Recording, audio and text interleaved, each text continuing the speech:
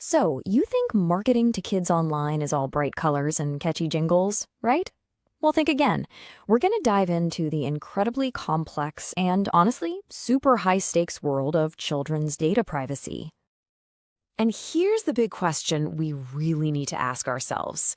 Are we building a digital playground for kids to explore and learn, or are we accidentally creating a privacy minefield? With kids spending more time online than ever, getting this right has never been more important. All right, I want to start with a number that's going to make you sit up and listen. $170 million. And no, that's not some made-up hypothetical number. It's a real figure that completely, and I mean completely, changed the game for anyone operating in the kids' digital space.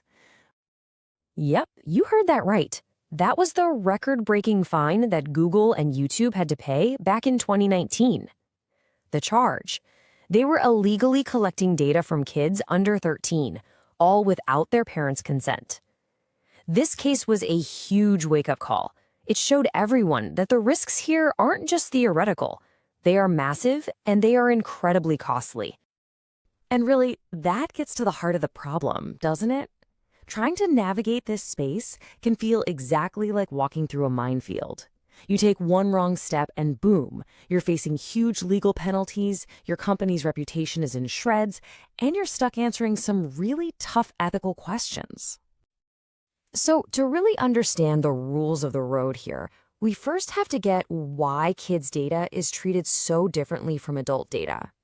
It's not just some arbitrary distinction. There are fundamental, really good reasons for all these extra protections. Which, of course, leads to the big question. What is it about children's data that makes it so sensitive? I mean, why do these major laws like COPPA over in the US or GDPR in Europe put up such high walls around it? Well, it really boils down to three core vulnerabilities. First off, kids just don't grasp data collection the same way adults do. They don't see what's happening behind the scenes. Second, they're way more susceptible to the influence of personalized ads. And third, and listen, this one is a really big deal. The data collected about them today can literally follow them for the rest of their lives, potentially leading to profiling or even discrimination down the road. And look, when we say personal data, we're not just talking about a name and an email address. It's so much bigger than that. We're talking about all the online identifiers. Things like IP addresses, cookies, device IDs. It even includes their viewing habits on a streaming app or their location data from a mobile game. It's their whole digital footprint. Okay, so now we get the why. Let's tackle the what. And welcome to the global rulebook. Seriously, this is where things can get really, really complicated, especially if you're a company that operates internationally. One of the biggest hurdles right out of the gate: the legal definition of a child isn't the same everywhere, not even close. The age for digital consent changes dramatically depending on where you are, and that has a massive impact on any compliance strategy. I mean, just take a look at the differences here. In the US, you've got COPPA, which sets the age at under 13. Hop over to the EU, and GDPR's default is 16. But then you look at India's DPDPA, and it goes all the way up to 18, and it flat out bans targeted ads to kids. So yeah, the idea of a single, one-size-fits-all global strategy, it just won't work. You have to adapt for every single region. And this all brings us right back to that YouTube case. The FTC's finding really gets to the heart of the violation.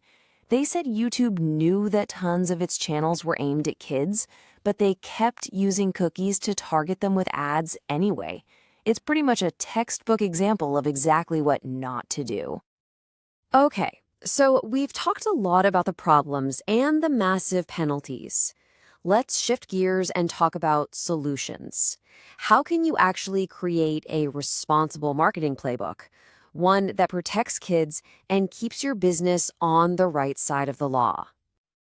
So, how can your business actually get this right? It's not about stopping all marketing, not at all. It's about doing it responsibly and ethically. So here it is, a clear 5-step playbook. It starts with designing age-appropriate interfaces.